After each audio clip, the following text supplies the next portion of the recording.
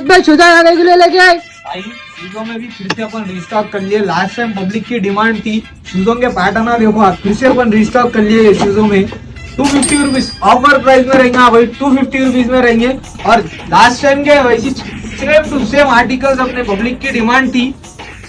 Japanese में shirts ले लेके आओ बोल के, लप में भी शर्टा ले लेके आ गए अपन, एक से बढ़कर एक शर्टा है। देखो भाई प्रिंटेड में भी रहेंगे, इसमें प्लेन बोले तो प्लेन अरमानी में भी मिल जाता है भाई, जो मैं वेयर करे हुआ हूँ।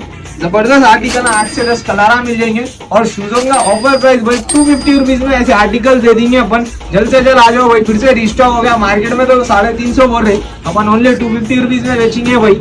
और शर्टों का तो रेट अपने चारों ब्रांचों पे भी ये ऑफर अवेलेबल है। देखो भाई शूजों के ब्रांच पे शूजों का ऑफर अवेलेबल है, शर्टों के ब्रांचों पे शर्टों का। शाली मंडे पे भी आपको मेंसवेयर पे ये सेम रेट में ये वाले शर्ट्स सेम ऑफर प्राइस मिलेंगे। और शूजा भी भाई मोइनबाग में और अपने संतोष नगर पे भी सेम रेट रहेंगे भाई 250। जल्द से जल्द आ जाओ, कहाँ ना मालूम ना क्लिकन भाई।